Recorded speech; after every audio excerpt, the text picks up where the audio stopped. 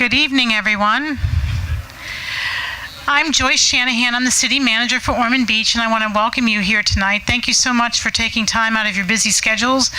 And on a rainy Tuesday, we had not had rain for a while, so we're happy to have that, I think. Welcome to the fifth part of our six-part series called The Ormond Beach Life. Tonight we're going to be discussing leisure and cultural services. So we have three guest speakers tonight: Robert Carolyn, our Leisure Services Director, Susan Richmond, the Executive Director of the Ormond Memorial Art Museum and Gardens, and Alicia Petschauer, our Executive Director of the Ormond Beach Historical Society. So we're glad to have them with us tonight.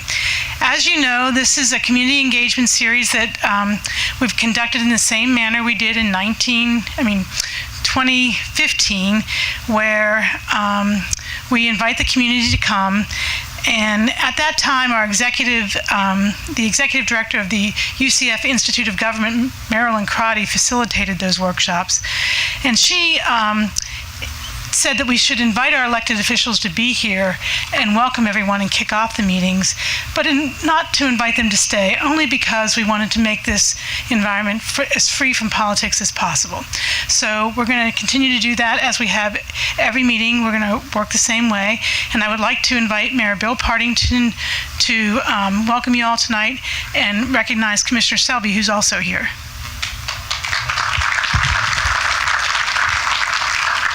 Thank you all. It is great to be with you, and welcome. Thank you for coming out on this rainy evening. Ormond Beach, I've said this before, is an amazing community because we have amazing residents. And our leisure and cultural amenities are really what enhance our city. I asked Robert and the team here, is it the cake or is it the icing? And it depends on your perspective, what camp you're in, whether leisure and culture are the cake or the icing. But the answer I got was it's both. So welcome. Please give your input. Thank you for being here. I want to thank Commissioner Selby for coming out to help me welcome you all, and enjoy your evening.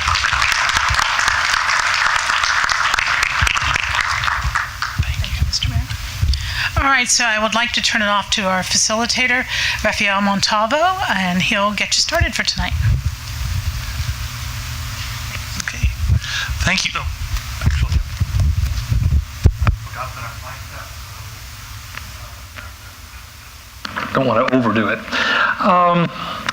Before we get started, I'd like to say a couple of words about my role here and that of my colleague Hal Beardall, and walk you through the agenda really briefly, but so I know a little bit more about how much to say about that. How many of you are here for the first time at one of these meetings tonight? Okay, that's a pretty fair number of first-time participants, and that's a great thing. Let me go over some of the format and, as I said, the role for Hal and myself. My colleague Hal Beardall and I are here under the auspices of the Florida Institute of Government at UCF. We're also with something called the Consensus Center. The only implication of that is simply that we are not with the city. We're not with any of the other organizations involved in the issues that these meetings deal with. That's less relevant tonight, perhaps, than it has been at some of the other meetings, but we're here to moderate the discussion, design a meeting that allows everyone to participate on an equal basis and helps ensure that all perspectives are heard. So that's our only role here. We'll be referring to our presenters for expertise on the topic tonight. Hal and I will not be offering the topic expertise. The agenda, well, a couple of other things first, actually. You should all have a couple of cards at your table and an agenda packet. The sign-in card, particularly if you have not been here before, please fill one of these out and leave it with us. It'll let us send you information about the results of tonight's meeting and other meetings going forward. Hold on to this second card for just a moment, and I'll explain what we will ask you to do with this in just as we walk through the agenda. As Joyce pointed out, we have three presenters tonight. Robert Carolyn, who's the Leisure Services Director for the City of Ormond Beach. Susan Richmond, who is the director for the Ormond Museum of Art and Memorial Gardens, and Alicia Petschauer, who is the executive director for the Historical Society. So we'll start with the three presentations, and then we will go to a question and answer session. As you look around, you will notice that there are a lot of people in this room and we have a limited amount of time.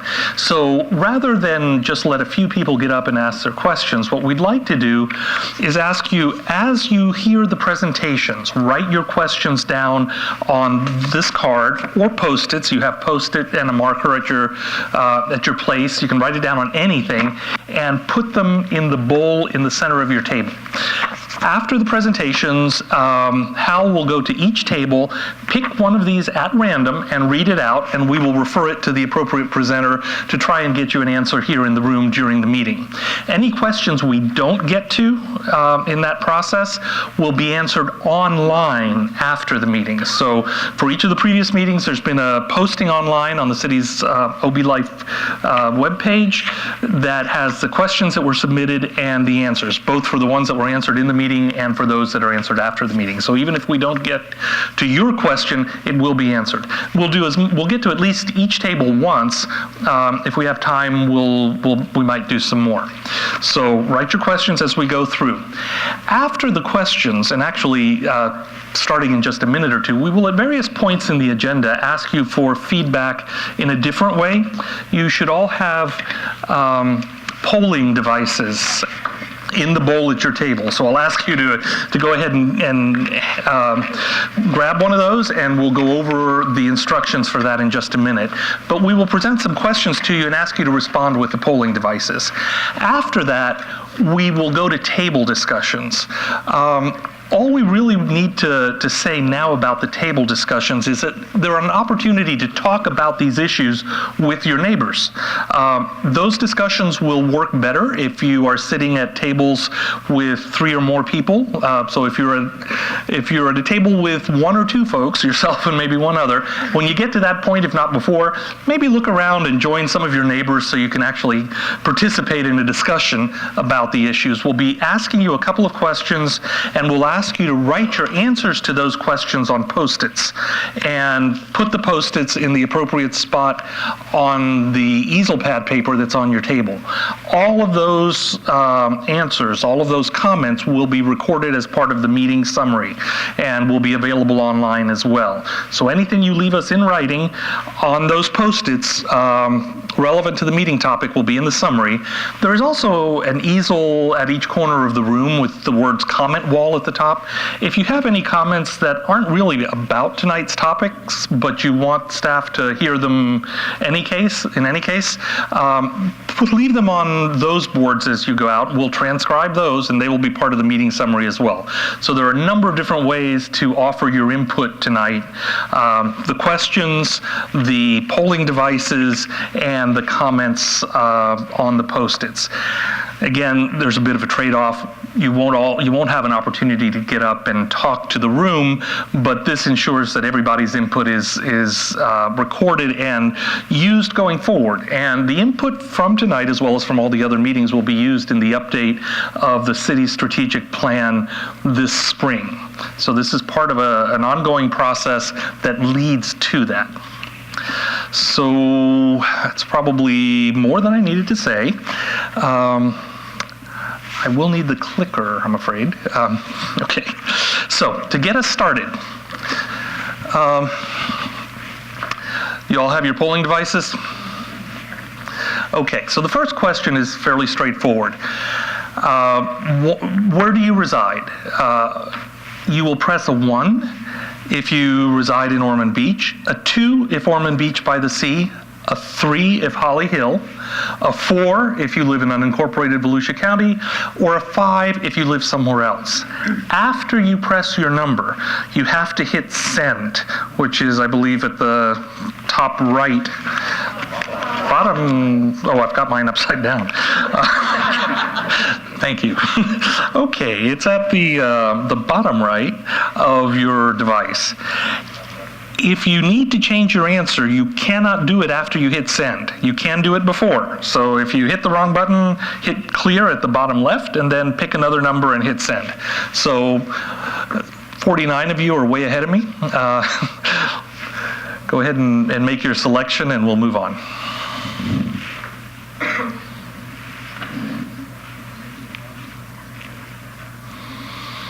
Okay, going once, going twice. Okay, 92% of you tonight are from Ormond Beach. That's actually a higher percentage than in past meetings. 3% are from Ormond by the sea.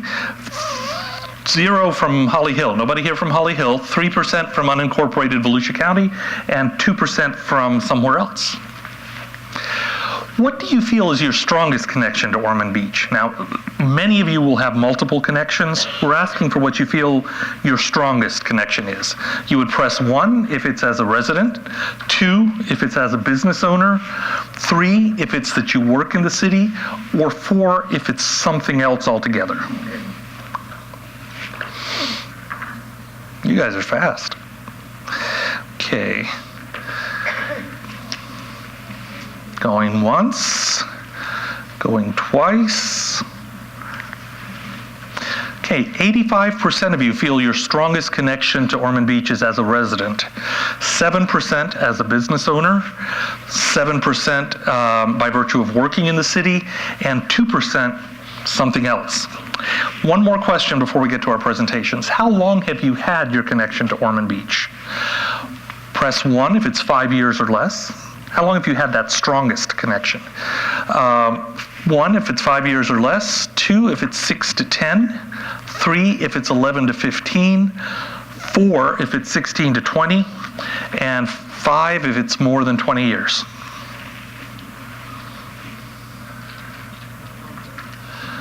Okay, going once, going twice. 51% of you have had that connection for more than 20 years. This is a group with deep roots in the community. 7% between 16 and 20 years, another 20%, 11 to 15 years. So that's a total of 78%. More than 11 years, 5% 6 to 10 years, and 18% 5 years or less. Okay, so I will ask Robert to come up and introduce himself again. And again, as a reminder, if you have questions as he goes through his presentation, write them down on the cards, and we'll get to them after. All right, as Raphael said, I'm Leisure Service Director for the City of Ormond. And first of all, I just want everybody in the room to holler out if you're here from Holly Hill. Huh? No? See, you got it. I thought that would be funny. All right, so what I want you all to do is we're going to do things a little different. If you've participated in some of these in the past, this is leisure services, and so some of the things that you do tonight will be a little different than what you've experienced in the past. So, first thing I want you to do is I'm going to challenge all of you to make me feel like a rock star before my presentation is over. I don't know how you're going to do that. It's a big challenge, but I need you all to stand up, if you don't mind. Find somebody in the room you don't know and tell them what you do for leisure in your life. Introduce yourself.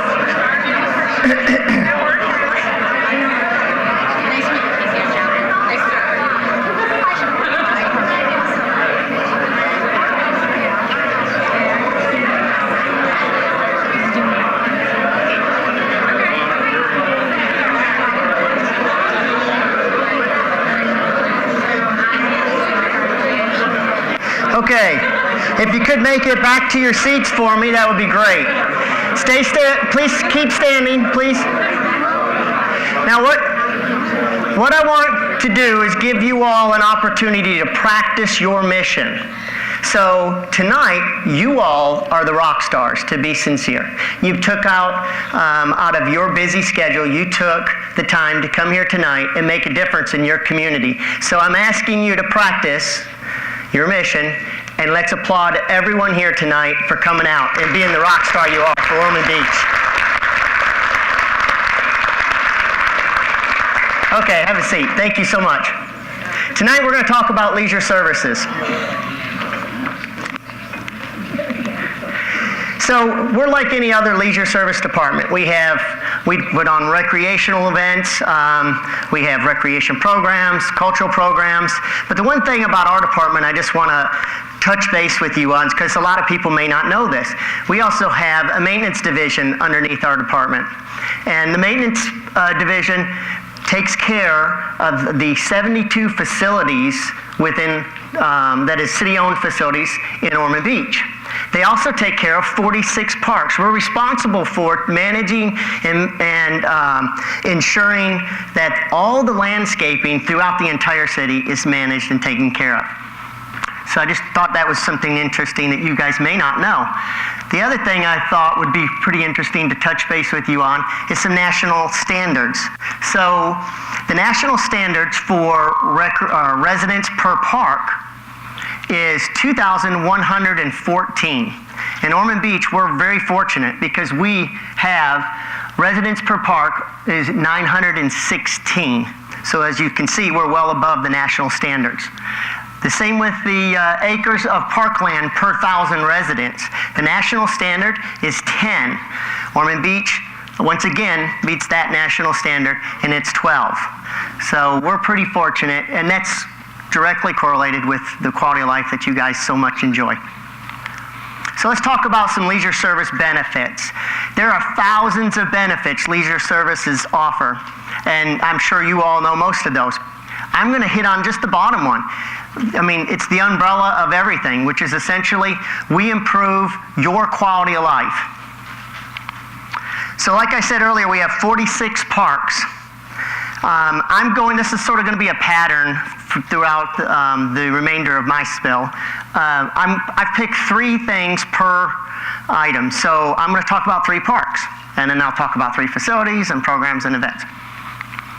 So a park can be anywhere from a small pocket park in between 2 residential properties, maybe on the river with a bench, or it can be as massive as our regional park, our sports complex, Ormond Beach Sports Complex.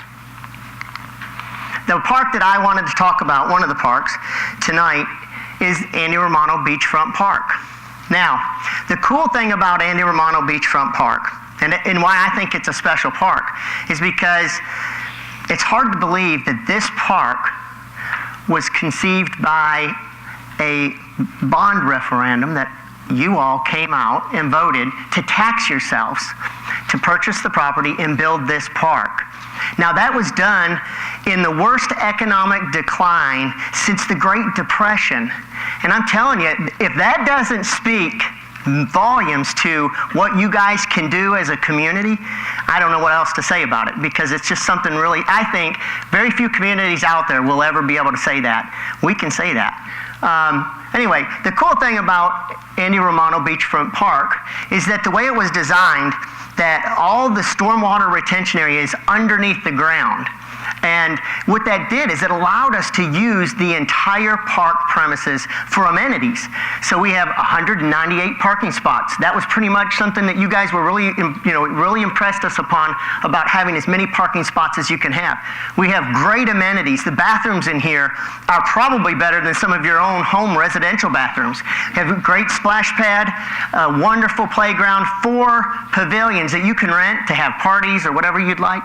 But the cool thing about this park, and some people may not think this is so cool, I think it's what makes this park even better than any other park we have, especially on Beachside, is that we were able to negotiate with Volusia County to take the entire linear footage of that beachfront park and make it a traffic-free zone. So what that means is families and all of you can go and sit on this beach and not worry about whether or not your child runs into the beach or runs into the water and doesn't look both ways for traffic. So it turns it into something special, and it is definitely a sought-after park, not only by our residents, but a lot of our visitors.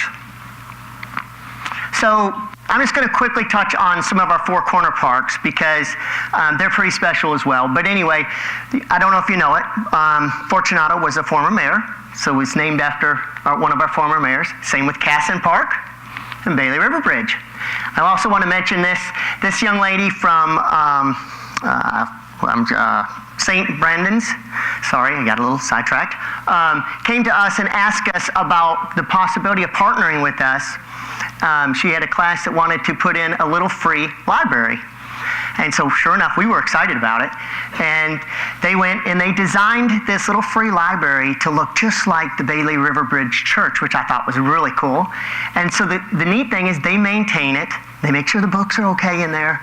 And it's just a great partnership and another amenity that we all have to enjoy. So the next park I want to talk to you about is Rockefeller Gardens. It's the fourth corner. And so I don't know if, from the looks of the poll we did, most of you have been here for a while. Back in the day, Rockefeller Gardens, anytime we utilized it for events, it was fine until it rained. But when it rained, the events either were over because it flooded, or we would have to go through a long delay. So our commission were smart enough, to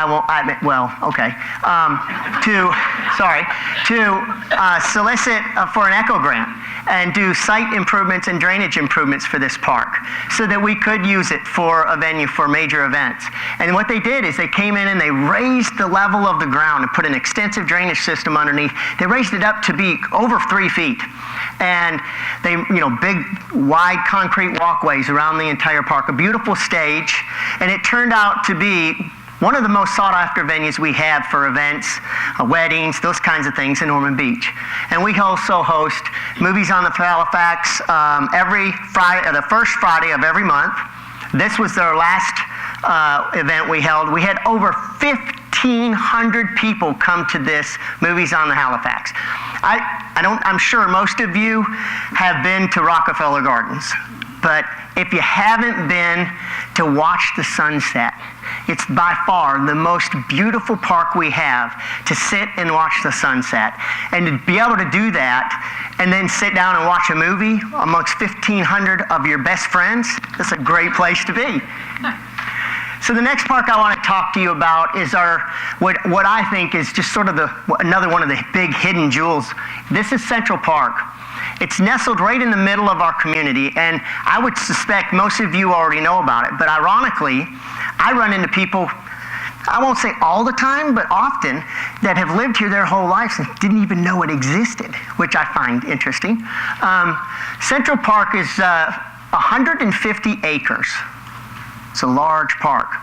And we were able to partner with Pine Trail Elementary School and Mary Albert's classroom to put together with her class identification markers.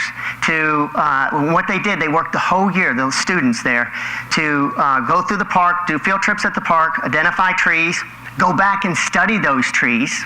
And then we had a local arborist come in and sit down with the kids, and the kids got to do a big presentation as to what tree they chose to be on one of the educational markers.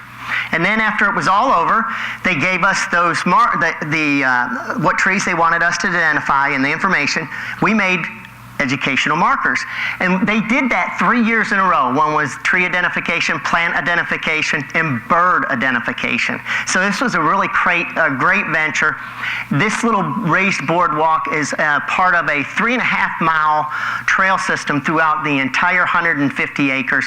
But the cool thing about the boardwalk is when you're walking through there, you feel like you're out in the middle of nowhere. You don't hear the traffic. So it's just really amazing. But also, this is where our identification markers are. So it's also the home of 2 community gardens. This is sort of a new venture for us over the last 4 or 5 years, and they've been very, very successful. They are managed by our volunteers.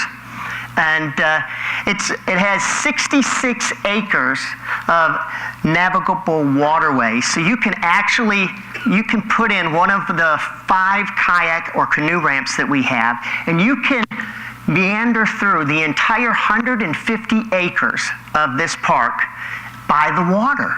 Just get in, paddle around, and then stop, pull out, and actually get to see some really, really cool stuff. All right, so like I said earlier, the city has 72 facilities.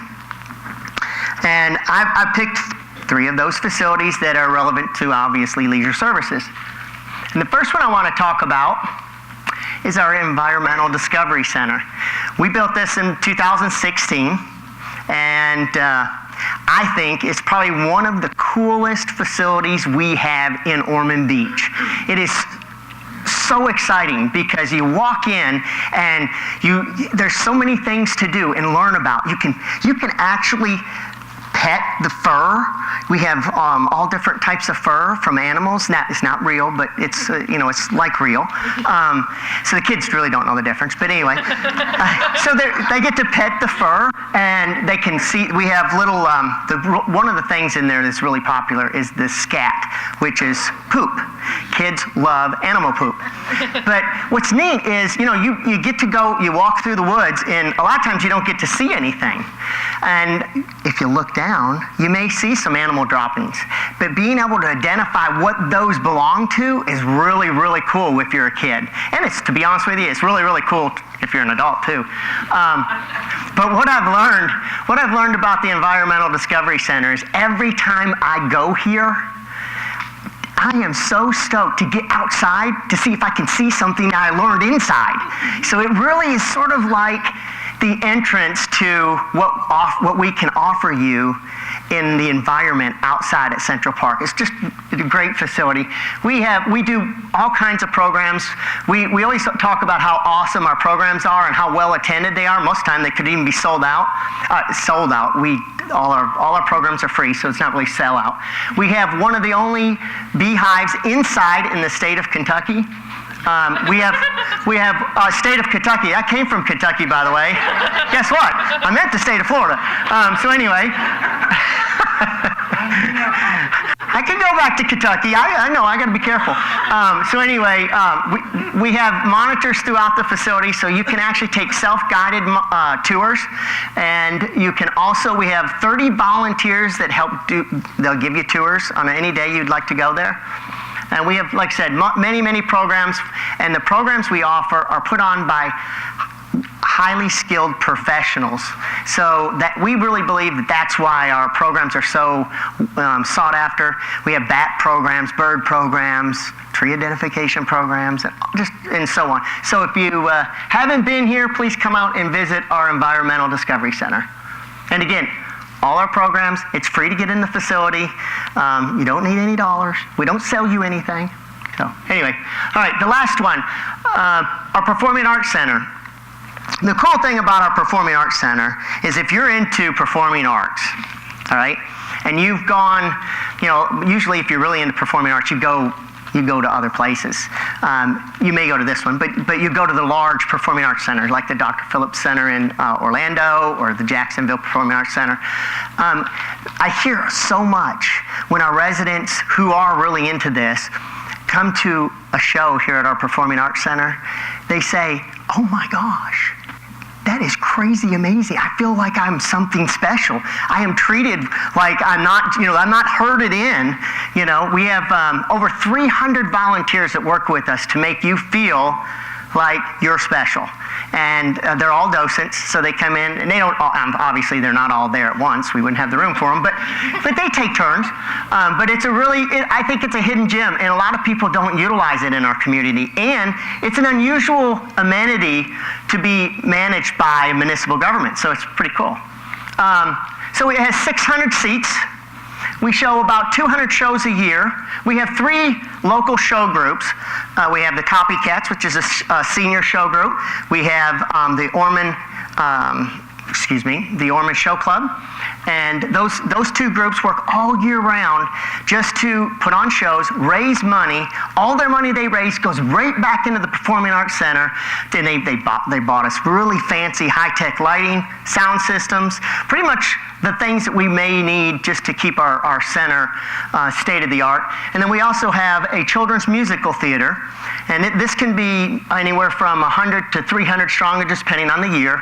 But it's a very sought after if you want your children to learn about music, dance, and acting. So it's something I thought was important to mention.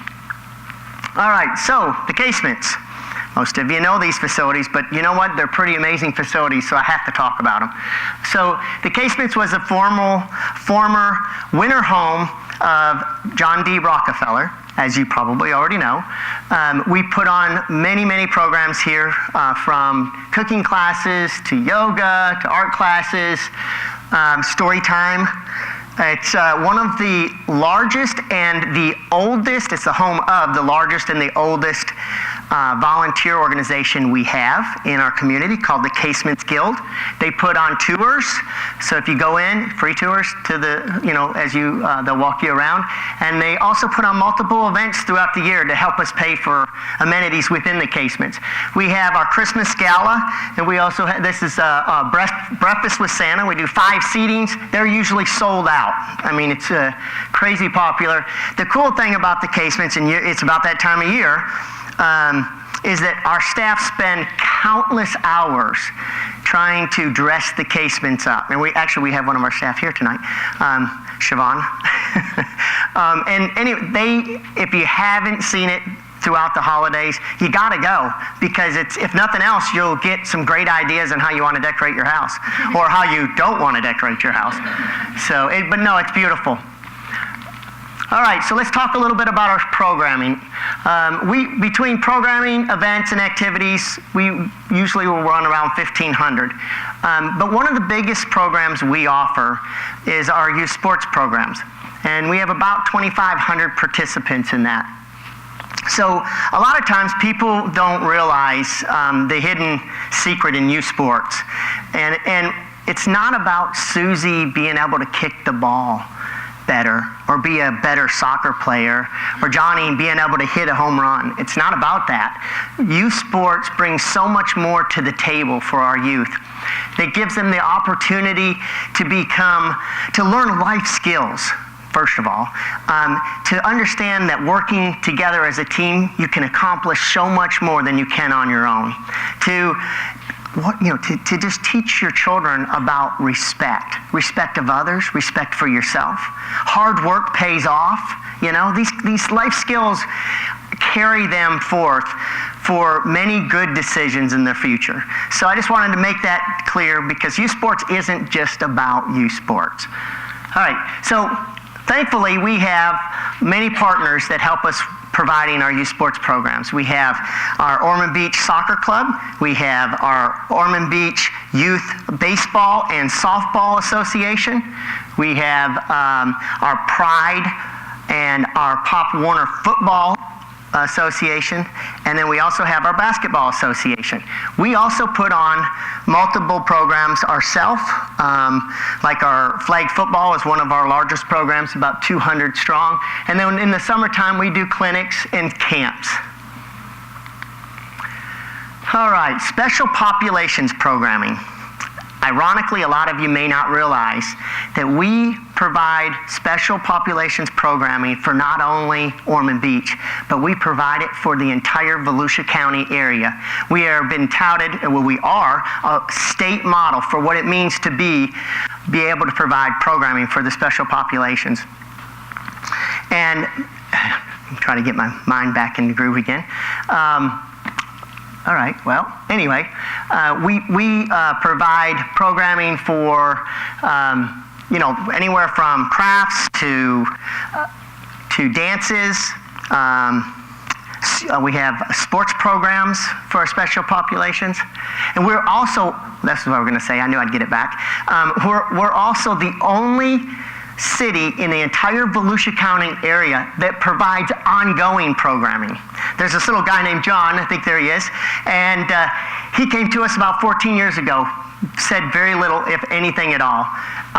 The other day he grabs a whistle and he runs our soccer program for us. This is one of our special populations Shining Stars pageant. I want you to watch it, because this is the one chance parents tell me that they get to see their children without looking at their disability.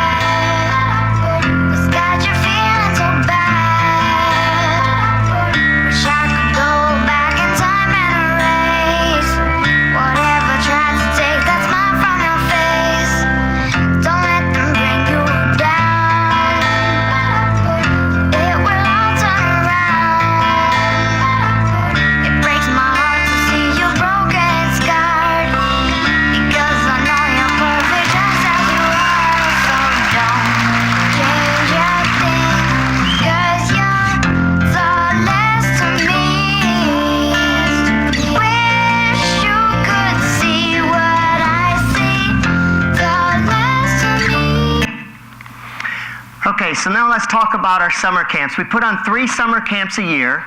Our Camp T-Rex, our first one, and it's a special populations camp. We got to go to a horse ranch this year where the kids got to experience working with horses, which was really special. We do, every week we have different themes, just like a normal camp would be. We do field trips. This is our splash pad out at the South Ormond Neighborhood Center. This camp, our special populations camp, is held at the Nova Community Center. Our next camp we have is our Enviro camp. This is the cool camp, all right? We have, the reason I think it's cool because it's held at the Discovery Center, right? The Environmental Discovery Center. And it's a small camp. It only holds 16 kids. So that means within probably a day at best, when we start advertising for this camp, it's sold out that quickly. We do, once again, we do cool weekly themes, and we do field trips. We teach them archery, we teach them how to fish, we do canoe and kayaking, go figure, I just mentioned that, 66 acres of wonderland. So anyway, our next camp, we have our summer connection camp. It is the largest camp we offer through the summer. It's 120 kids strong. It's usually sold out. It trickles and, it takes a little longer for it to sell out than a couple of days, but it does get sold out. So it is a camp that, in the beginning, we do the weekly themes. In the mornings, we do things outside, so the kids get a chance to get outside. As you know, through the summer, it is hot as Hades. So in the afternoon, we partner with the Police Athletic League, and they provide tutoring and arts and crafts for our camps. And the neat thing about the tutoring is that if children have things that they need to work on for their school, let's say they're a little behind in reading or spelling, so all summer long we can partner those students up with the appropriate tutors so that they can keep their skills really sharp and be prepared for the school year when it comes around. And one more thing about our summer camps, or our summer as a whole, we've partnered with Volusia County and the state to be a food service throughout the summer. So the great thing about all of our centers, the Nova Community Center, the South Ormond Neighborhood Center, the EDC, we offer for any child that would like to have breakfast and lunch. We make sure that they have the opportunity to eat breakfast and lunch. All they have to do is come and let us know that they're interested. So anyway, that's our camps. So let's talk a little bit about our events. The coolest event, the largest event we put on is the 4th of July Independence Day celebration. Now, I think personally, I'm a little biased, I get it. It is by far the largest and the best fireworks display show on the Halifax River in Volusia County. Did I get a hoo-hoo? Oh, okay, all right. I think it is, honest to God. So anyway, the cool thing about Independence Day celebration is we have bands on both sides of the bridge. It's just a great venue for people to come to and enjoy the entire day. Like I said, we can have as many as 40,000 spectators for this event. And the really cool thing is we have our commission and their family come up on the big stage at Rockefeller Gardens, and we've built this neat little plunger, and they plunge the plunger down, and then the fireworks go off, the music comes on, and it just it's a great end to a great celebration. So if you haven't been to this, you need to go. I mean, just one time. You don't have to go every year. All right, so another event I want to mention is our Home for the Holidays Parade. Now, I don't know about you, but on Thanksgiving Day, it's sort of a tradition for me to watch the Macy's parade, right? Well, this is really close to that. It's just a little smaller, we're a small town, but it really is, because what's cool about this parade is that, you're sitting in the bleachers, right, and you're watching the parade come through, and the kids, they do their little spills, and then the adults do the same thing, and we have judges and everything, so you really sort of get that same flavor that is like the Macy's Day Parade. But anyway, the neat thing about our parade is that we do it at night, and that's unique. But the cool thing is that also gives the opportunity for all the lights that they decorate the floats to glow, right? It's just really neat. The other thing we do is Raphael's telling me I got to hurry up. Anyway, I was avoiding him over there. So anyway, the other thing we do is Main Street actually has their tree lighting ceremony. Now this is going to be on December 8th. So if you haven't come to the parade, please come out on December 8th. We do a big tree lighting ceremony in the courtyard and with Main Street, and then we go out and have the parade. So the last event, I'm hurrying, Raphael. The last event that I want to touch base on is the 3 fishing tournaments that we do a year. And it's for kids, and it's free. And every child that participates walks out with a fishing pole. Some of them walk out with a big trophy if they do well. This is one of the pictures at the end of some of our winners. But we do a fishing tournament on the beach. We do a fishing tournament at Casson. And the boardwalk around the side by Bailey River Bridge. It used to be connected. It will be again someday. And then we also do a fishing tournament at our Central Park area. It's just a great opportunity for families to come out, teach their kids how to fish, and it really creates a great memory for them. The cool thing I want to tell you about the last tournament we had, and we see this pretty much all the time, but this is one that really I think it's important to tell you a little bit about. So this little girl, 2 little girls, and their father came to the last tournament we had. Then you could tell they were, well, they probably hadn't fished before. The little girl had a brand new Princess pole. She was 5, maybe, at best. And her sister, relatively new fishing pole, but a little older, maybe 8, give or take. And Dad, somewhat inexperienced himself, he gets down on his knees. Little one's too short to fish over the rail, so she's down with her pole in between the 2 slats, and he's getting her pole baited up for her. He no more than gets it baited up. He throws it over the edge. She pushes the button, down it goes, and Dad gets up to go over here to help his other daughter, and next thing you know, this fishing pole goes crazy. I mean, it's screaming, and everybody's screaming. The little girl's screaming. Now the rule is you can't touch the pole. It has to be reeled in by the child. So Dad's like, oh my God. So everybody's screaming, reel, reel, reel, reel. Everybody was excited. This is at the very beginning.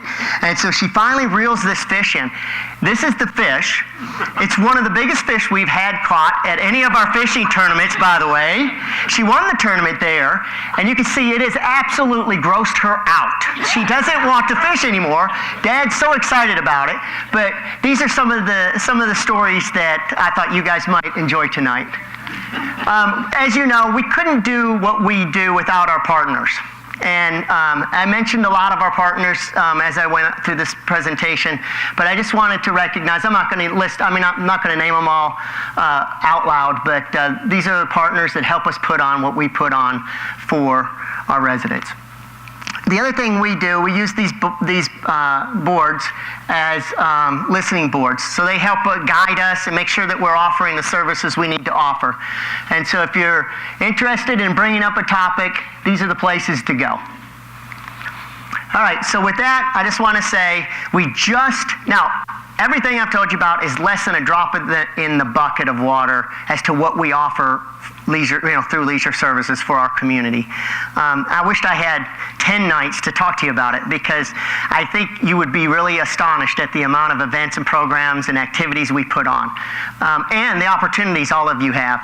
But I want you to get on ormondbeach.org. That's the city's website, if you didn't know that.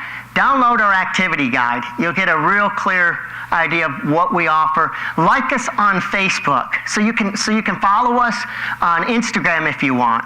But get involved in your community, because if you're not involved in your community, you're missing the boat. So get aboard. And that's all I have for you tonight. I'm sorry. Thank you, Robert. I'm sorry it was so long. I'm sorry to have to rush you. Again, a reminder, if you have questions, write them down as we go along. Our next presenter is Susan Richmond of the Ormond Beach Museum of Art and Memorial Gardens, Director. Well, thank you. Hello. You're mic'd up too. Are we good? Can you hear me? Perfect. Well, I am not a rock star from Kentucky. Here. And I'm not sure about following one, but I'll do it my best.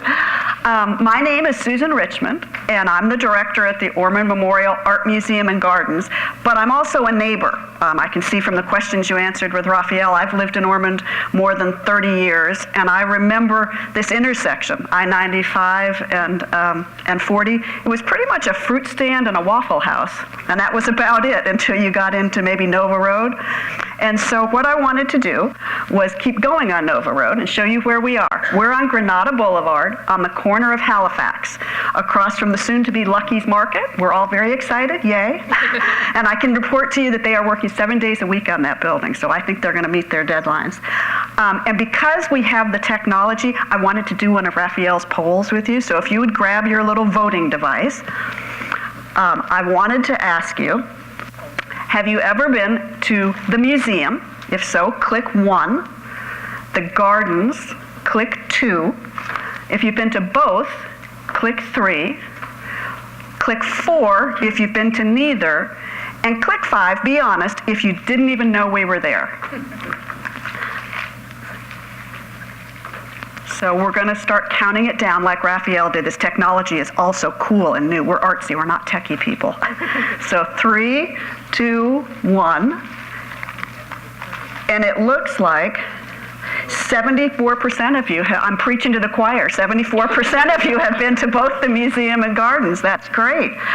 And it looks like 10% have been to the gardens, 5% the museum, 10% neither, and only 2% didn't know where it was. I've got to say, you guys are the best. I speak to people every day, and I meet 3 or 4 who didn't know we were there. So good for you for getting out and seeing what's in your community. I want to let you know that we're accessible. We're open free of charge, 7 days a week.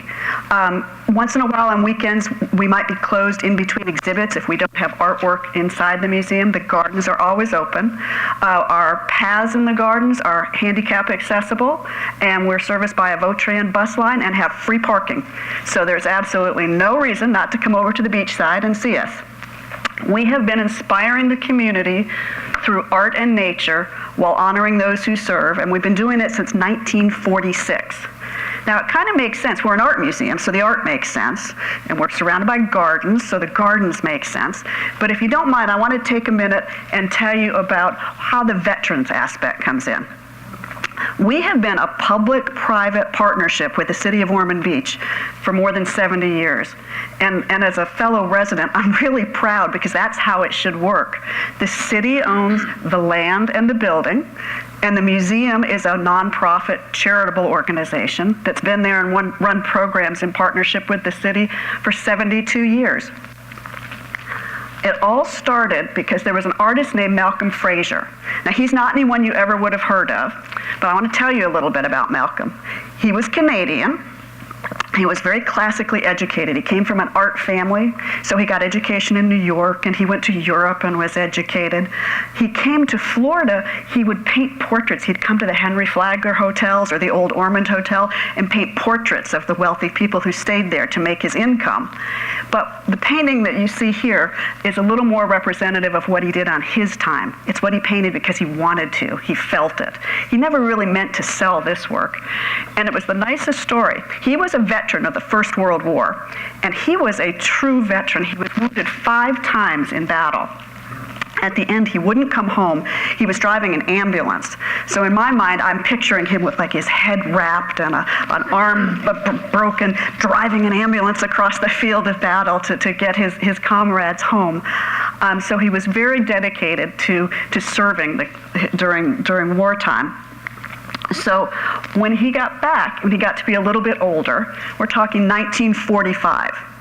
So in 1945, I've got Alicia here to correct me if I'm wrong from the historical perspective, but I-95 hadn't been built yet. US 1 was the main drag north and south in Florida.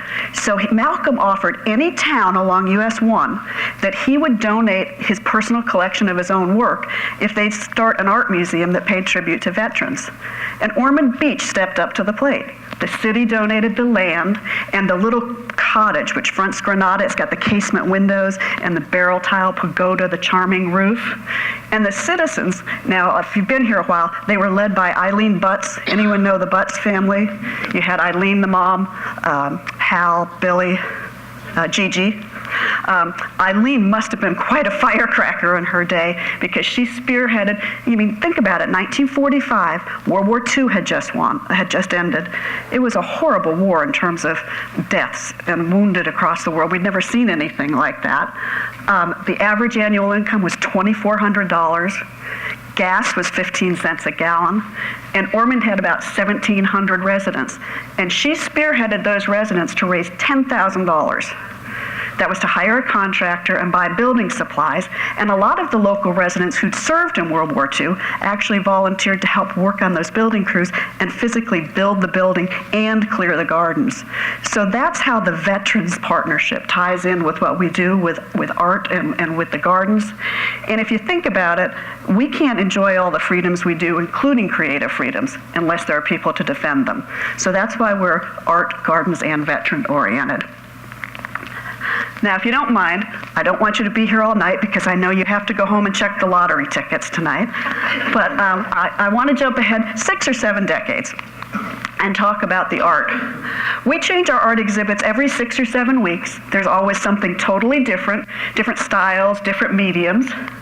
I wish you could see the photo a little better. It's young people talking with artist Jay Walker. He's from Philadelphia, and what he's doing is putting a mural on our wall out of duct tape. The entire art show featured artwork made out of tape. A gentleman from England took black electrical tape, that kind of soft, sticky tape, cut it into the most beautiful things. It was a little unconventional, but people loved it. Another one, these pieces are actually done with colored pencil. It was the Colored Pencil Society of America, their international show. We spent the whole time during this one assuring people, yes, I promise they're colored pencil. They look like photographs. Anyone here a sand crab, a Seabreeze alumni? Got someone at Seabreeze? Go Crabs. Every other spring, we showcase the student work from Seabreeze. We've done that for decades. And along with kind of wanting you to come and be inspired and seeing art, we want you to have a chance to participate in it. So we offer a variety of art classes, most of them aimed at beginners, most of them include supplies. They're very social. It's not a serious art class where at the end you have to hold up your work and the whole group is going to critique it. It's very sociable. You can meet lovely people, try something. We also have some less traditional classes along with drawing, painting, jewelry making. We have yoga and meditation in the galleries. What more beautiful space to go and meditate or practice yoga than in the galleries? We also have programs for kids. Robert mentioned the Movies on the Halifax, the first Friday of each month. We partner with the city and we offer the free family art night. So the first Friday of every month, most months, unless it's like January 1st or something, we may shift the dates. You can come, drop in, bring a young person, drop in between 6 and 7:30, create an art project, go put it in the car trunk, grab your blanket, and head over to the casements. And it's a free evening. No one has to say no to their kids because of the cost. That's really a nice night. So we do a variety of programs, including, I love that picture, including the free family art night. One of the things we're most proud of is the outreach we do. Because we're small, we can't do everything, so we feel really strongly, our volunteer board of directors and all of our staff, that we want to take creative opportunities and experiences to the people who maybe are the least likely to be able to do that. They don't have a family member to take them to the museum. They don't have transportation. Cost is an issue. So we reach out, we work with the Boys and Girls Club 20 times a year. We have a great program called The Art of Healing. Anyone in a medical situation, a caregiver, family member, and we do it once a month at the museum and then 6 times a year at, let me get this right, Advent Health, the Florida Hospital, Florida Hospital's new name. And I can tell you that program works because I'm not a clinical person, but at the end of the hour and a half, I hear moans and groans. An hour and a half, is it over already? Can't we stay? For 90 minutes, no one's been thinking about medication schedules or what they have to do. They've been transported and done something that's kind of taken them away. So we're very proud of those programs. And for 8 years now, we've reached out with the VA Center. The VA Wellness Center runs a program for veterans with chronic mental health issues. It's an outpatient program, and we go there monthly and do an outreach program. Well, in talking with the veterans there, I discovered I was mistaken. I thought that all veterans had access to VA services, but they don't. So I'm going to kind of give you a sneak peek at a program that we're launching next month. It's our Veterans Art Scholarship Program. So any veteran can come and take any tuition-based class at the museum free of charge.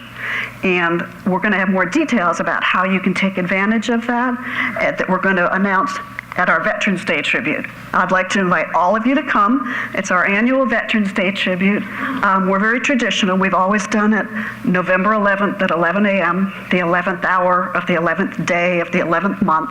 But this year that falls on Sunday morning, so we're going to hold it on Friday, November 9th at 11 a.m. It's a fun day. It's one of my favorite days at the museum. You can meet anyone from a veteran of World War II to a school child who's out of school for the day and came just to say thank you to a veteran. We have wonderful music, a brass ensemble from Bethune-Cookman, a female a cappella group, speakers. This year we have Colonel Kim Ramos, a retired Air Force colonel, and A.S. Miner, who is a Army veteran and a spoken word poet. I had to look that one up. A spoken word poet is a poet. It's more free form, and I would almost say it marries poetry and rap a little bit. It's very melodic and rhythmic. So that's going to be an interesting combination. We invite you to come, enjoy the day. To those of you who have served, we certainly appreciate your service. We'd like to invite you and your families.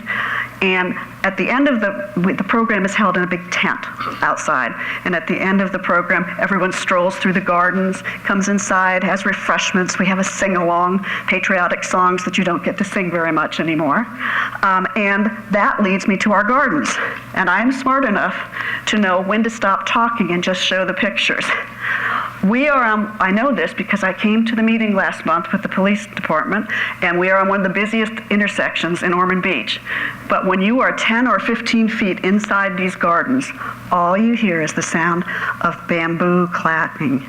You might hear our waterfall, see one of our turtles or our bunnies. We started with one, but now, of course, we have more than one bunny, as will happen with bunnies.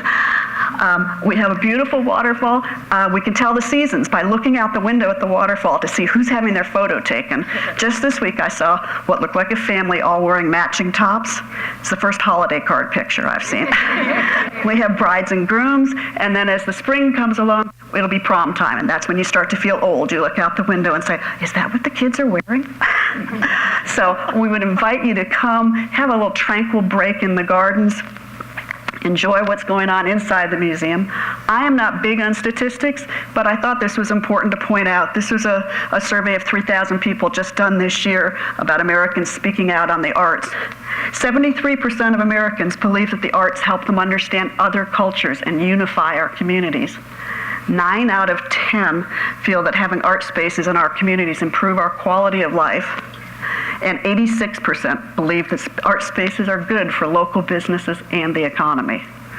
So I just want to thank you for letting me speak today, but I also want to invite you to come to the museum. We like to say we have hot art, cool shade, and warm welcomes, and we can't promise you'll like the art. You might not think it's hot art, but if you come back in 6 weeks, we'll have something different that you might like.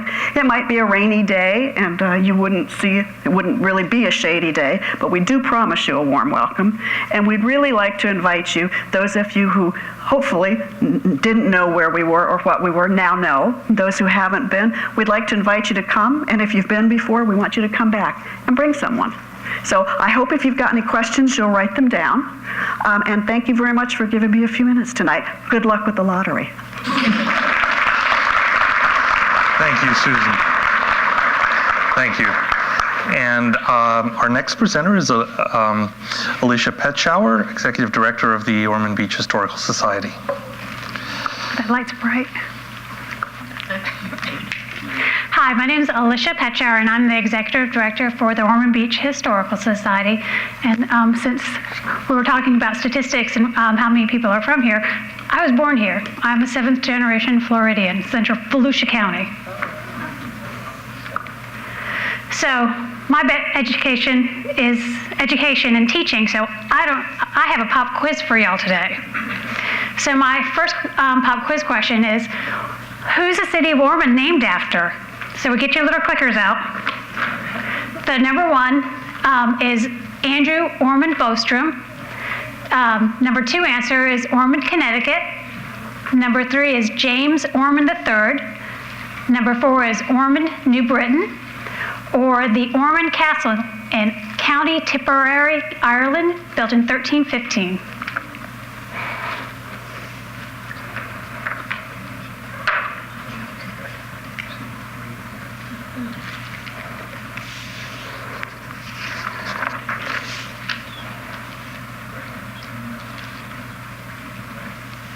That's close enough. Okay. Yes. 67%. Ormond Beach is named after James Ormond III. James Ormond III was the great-grandson of one of the first settlers here in Ormond Beach, and the beach wasn't added to our name until the 1950s. Beach was added by the city to talk people into, they thought people would be more likely to come to Ormond if beach was in our name. Okay, so my second quiz is, what are we most famous for? 1, the weather. 2, beach racing. Birthplace of speed, the Hotel Ormond. Or Juan Ponce de Leon landed here in 1513.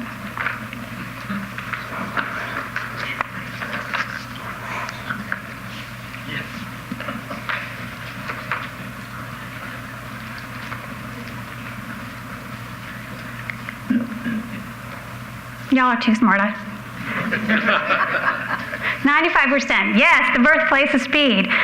And we just had our 115th anniversary. March 26, 1903 was the first race on the beach. It was the first organized race. It was a multi-day event. This is a watercolor of it. And the 2 race cars were Alexander Winston's Bullet, and he beat Ransom E. Old's Pirate by 1/5 of a second. So I'm done with my quizzes.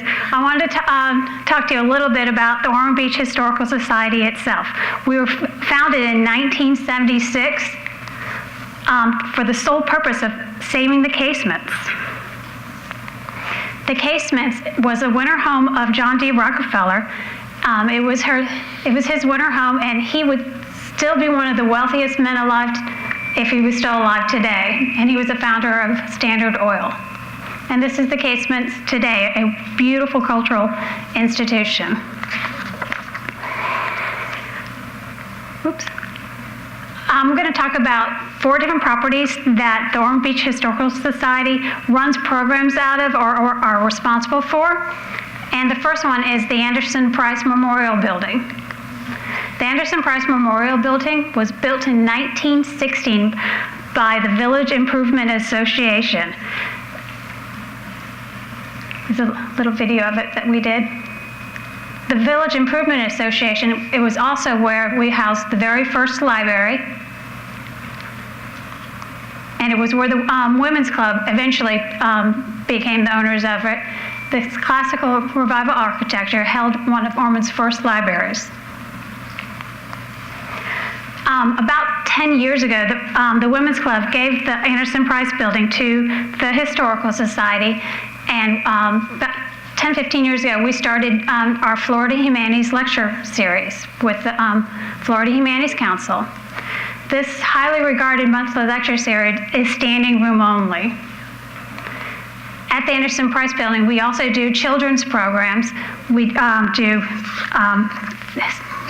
to remember my children's program. Christmas at Anderson Price, Ormond, and the High Tree. And our newest program is the Timucuan Technology and Fishing.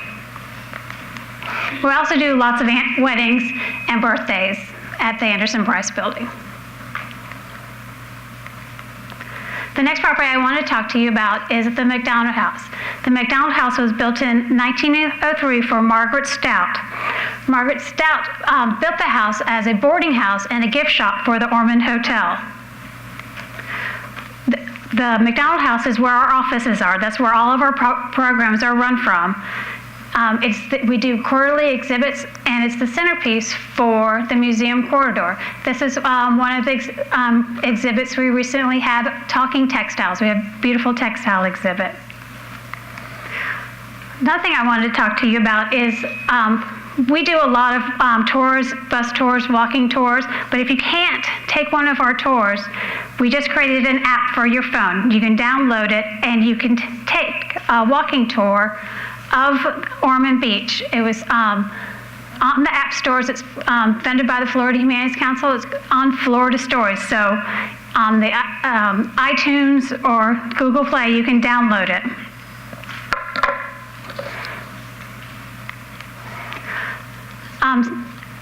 The McDonald House started work last year on the roof. It's phase 1.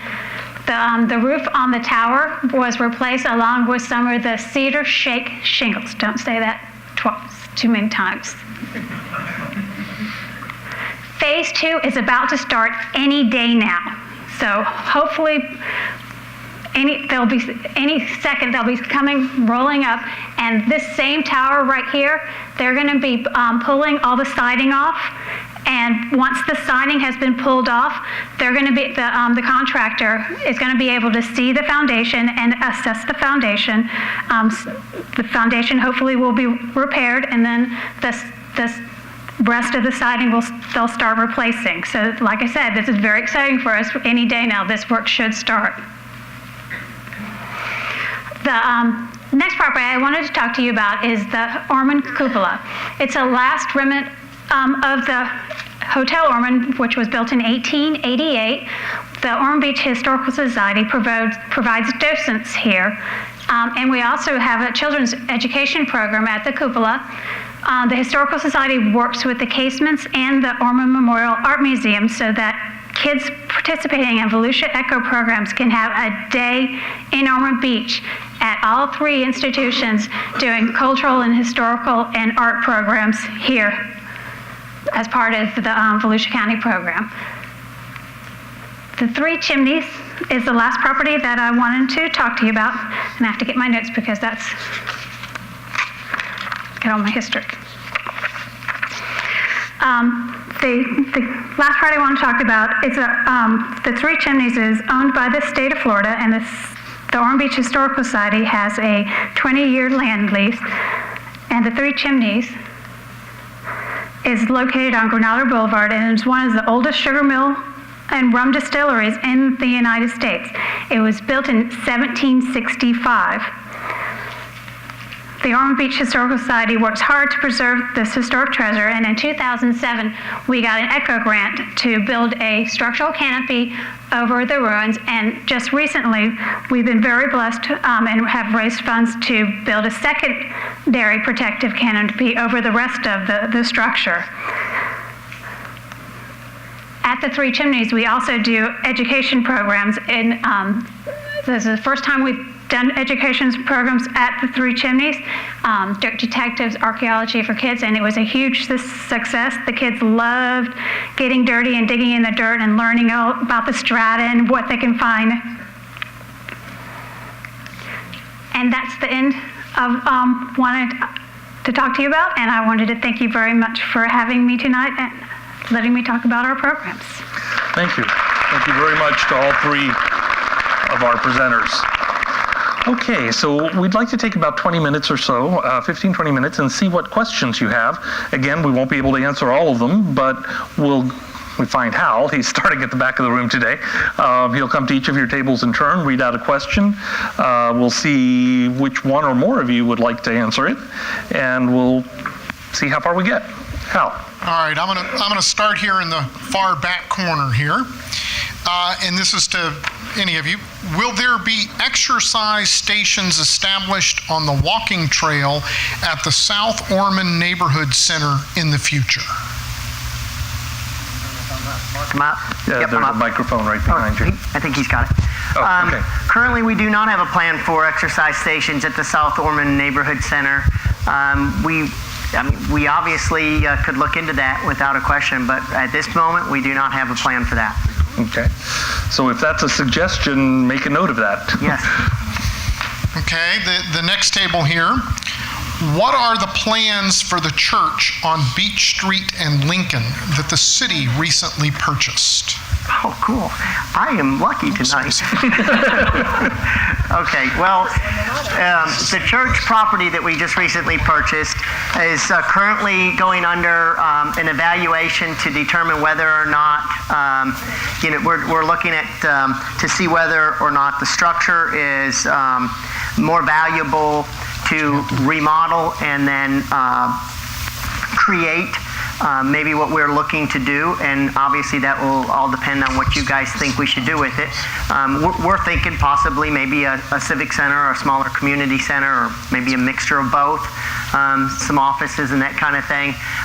But we're, like I said, right now we're just going through the preliminary evaluations to see whether or not it's the right thing to do, spend the money, fix it up, or maybe even tear it down and create a parking lot for now, and then look at creating what we want to maybe possibly put there in the future with as much public support and input as we can. Thank you. At first, this table had the exact same question, and then they quickly scrambled and got another question. Their question is, what will happen to the second floor of the McDonald House? I think you're still mic'd. Okay. Our hope is that the city will allow us to build a museum. I get people that come in daily basis, and they want to explore the entire building, and hopefully someday we'll be able to do that. Thanks. Okay, I'm not sure if this is as much a question as a request. Could you please look into more bike paths? It's not safe to ride in Ormond. Absolutely. Thank you. Okay. Thanks. No questions? All right.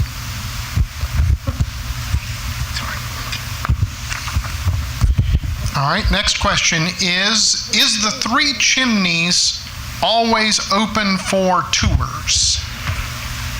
The Three Chimneys is only open during our programming. It's not just, we don't have a daily schedule as of yet. We're hoping to someday for it to be a public park and for it to be open daily. But at this point in time, it's such a fragile structure, we're not there yet. But hopefully someday. Thanks.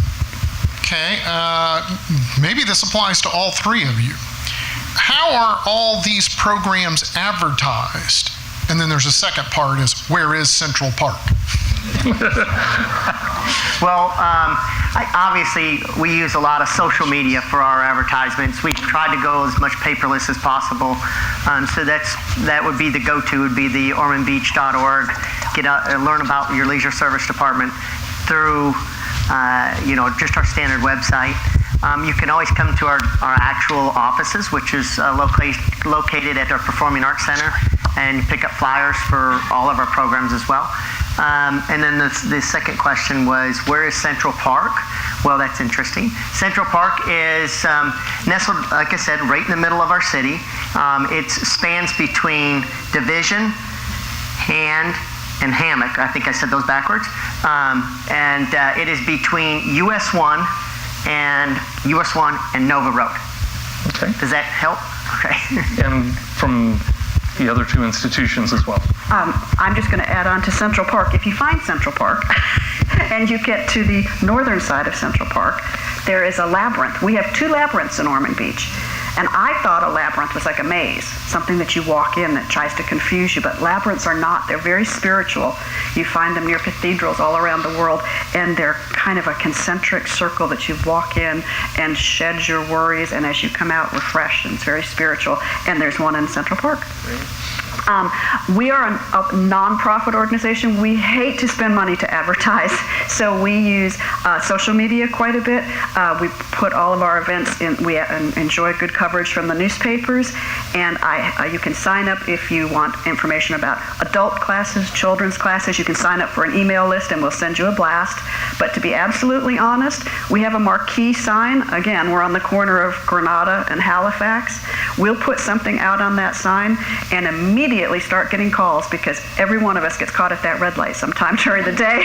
So that's one of our best ways of advertising. Alicia? The same. So social media is our biggest way to advertise. And you also can sign up for emails to find out about our programs. Thanks. Okay, the question from this table here. Was there any archaeology services performed around the Three Chimneys project? And what were the results?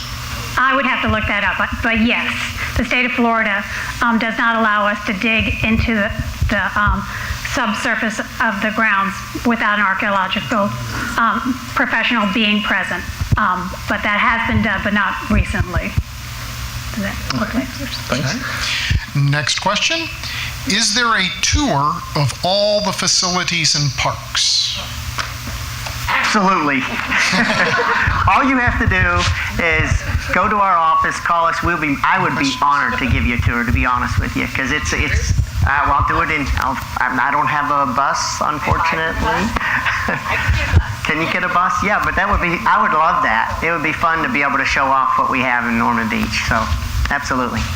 Okay. And no, we don't advertise for that. So, just so you know. I passed by a few tables who either didn't have a question or said, "You've already asked our question."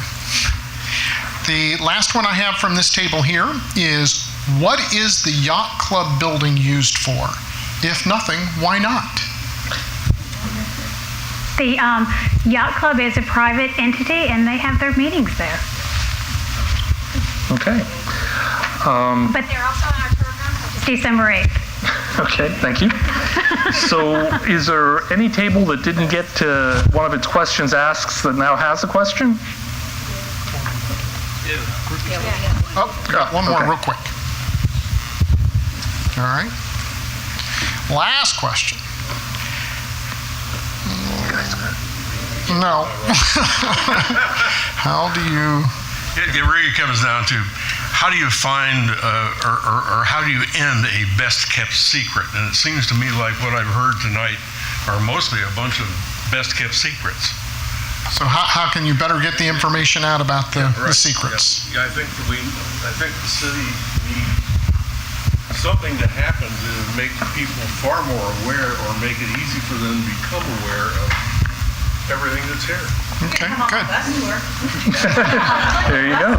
Do either of you want to respond? I'll say that that's the best question of the night, and we're open to advice. We're open to suggestions. I see a hand. Am I allowed to say? Sure, sure.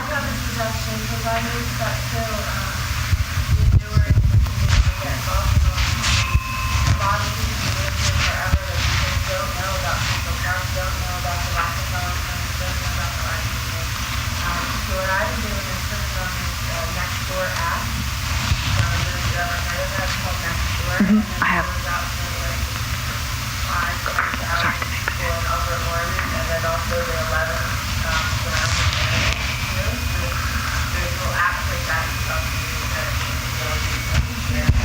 Okay.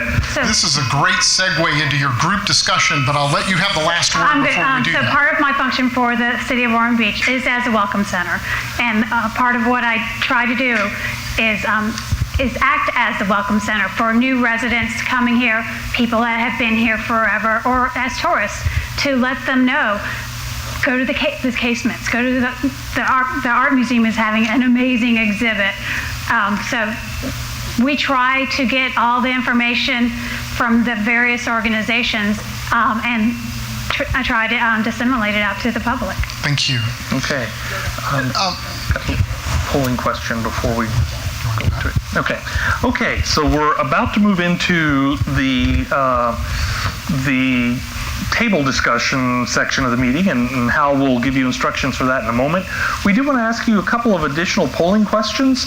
These track a little bit what the museum and the Historical Society asked, but for the city, and they'll sort of tee up your table discussions. How often have you participated in a city event or program related to leisure and culture in the last year? 1, not at all. 2, 1 to 4, 3, 5 to 9 times, 4, 10 to 19 times, or 5, more than 20 times.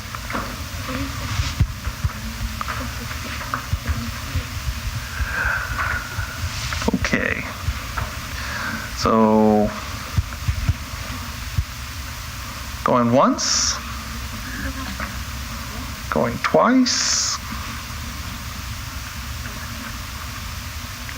Okay. Wow. 30% of you have participated more than 20 times. Another 18%, 10 to 19 times. 16%, 5 to 9 times. 30%, 1 to 4 times. And only 5%, not at all. And this actually goes to the last few questions. How would you prefer to receive information about what leisure services has to offer in the city of Ormond Beach? 1, social media. 2, emails. 3, newspaper. Or 4, self-explore, which means you just sort of stumble across it as you walk, bike, keep track of city activities, just sort of on your own. So, going once, going twice. Come on now, a few more out there who haven't logged in yet. Okay. Yeah. Okay. So 32% prefer social media, 38% emails, 27% newspaper, and 4% self-exploration. So with those, with that sort of background, I'll give it to Hal for the table and discussion instructions. We've got about 20 minutes to get some little more detailed info from you individually. And if you'll turn to page 3 in your packet, it's the same 2 questions that are posted up here online that we're going to ask you to look at those 2 questions. And the first question we're going to ask you to look at is what service, program, facility, etc. related to leisure and culture should the city add or enhance going forward? Now you can suggest as many ideas as you'd like. Be sure to write them down. Either write them down directly on the notepad on your table or on a Post-it and put it up here on the top half of your sheet. What would you like to see add or enhance in terms of service, programs, or facilities related to leisure and culture? As many of them as you want, right there. Then after a while, I'll give you a time check. We'll ask you on the bottom half of the page to answer the second question, which is, what is the one service, program, facility related to leisure and culture that you value most in Ormond Beach? So each one of you put 1 at the bottom of the page, but you can put as many suggestions as you like on the top half of the page. So take about 20 minutes. We'll give you a time check. So talk with each other at your tables. And make sure if you're at your tables, give everybody a chance to offer their ideas, but also be sure to get them on the Post-its and on the sheet so we can record them and include them in the report back to the city. Okay? And we will get your attention at the end of the meeting and ask you one last polling question.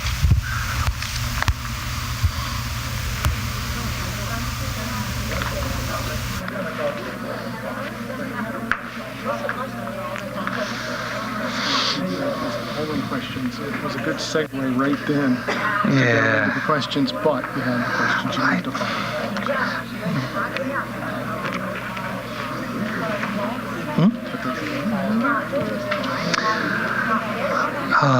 Both.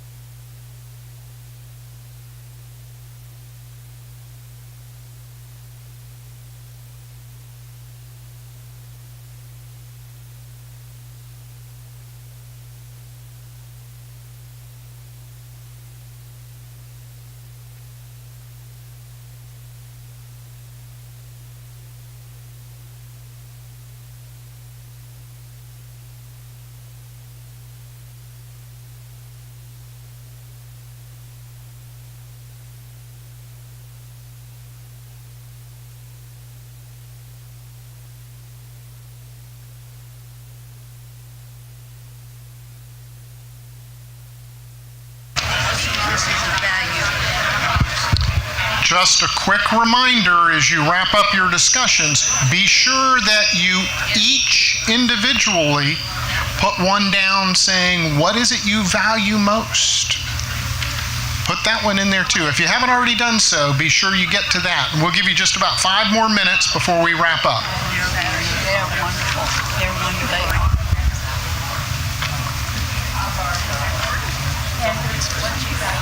Give everybody else a few minutes. Bring you into a wrap.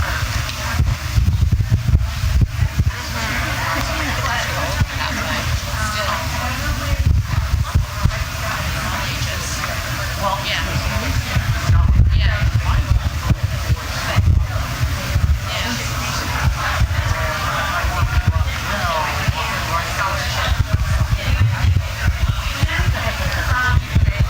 Are you, do you facilitate strategic planning process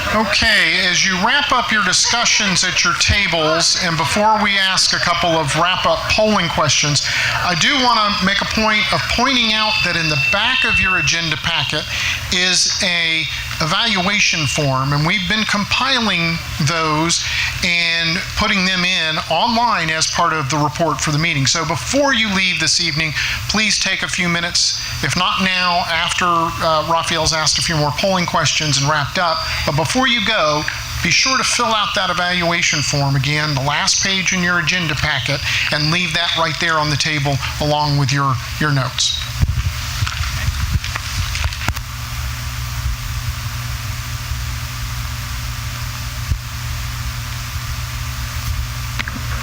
My apologies. Okay, just one last quick sort of snapshot question. What category, you will be able to categorize and group and put back out for you to look at the items you wanted to enhance or add. For now, we're just curious what comes closest to your answer to the second question. These are categories. They may not fit exactly what you chose, and this is just a snapshot of this group at this time.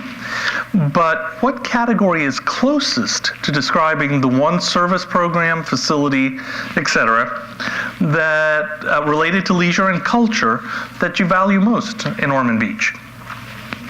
So 1 is youth programs, 2 is adult programs, 3 is facilities and buildings, 4 is cultural institutions and programs, 5 is historical buildings and sites, 6 is community events, and 7 is parks.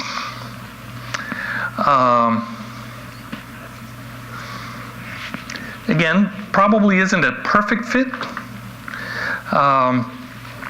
And I'm going to add 8 other. If you really can't fit your most valued in one of those 7, I don't know if we're set up for 8 actually, so scratch that. Which comes closest? We're at 39, so we've still probably got more than that in the room. I know it's kind of tough to think about the fit, but which comes closest? 41? Going once? Going twice? Okay, here we go. The numbers are still coming in. You can see the count in the bottom left here. Okay, so let's see.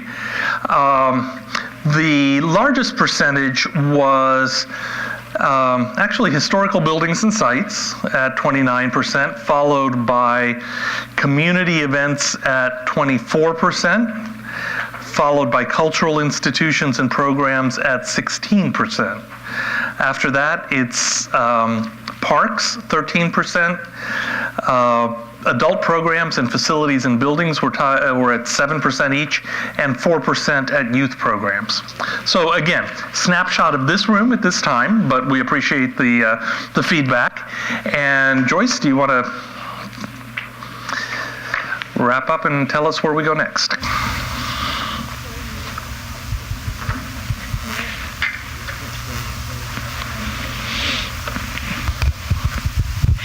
Good evening. Thank you again so much for coming out. We really appreciate it. Our next workshop is on November 27th. Is that after Thanksgiving? I think it's the week after Thanksgiving. I'm in the wrong spot. It's the week after Thanksgiving. It's all right, we're coming up on Halloween. It's the week after Thanksgiving. It's supposed to be the speakers in the wrong spot.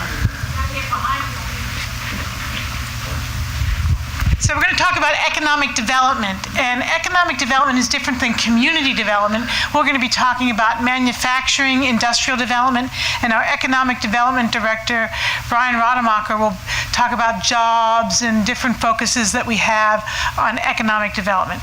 And then our wrap-up session will be in January, and what we'll do, you've seen the reports that we have online. We're going to present all that information. and then just kind of ask you some general focusing questions at that time so that we can know what are maybe some of the top priorities that we learned in each of these various sections. So thank you again for coming out. I wish you a happy Halloween and a happy Thanksgiving, and we'll see you after that. Have a great evening.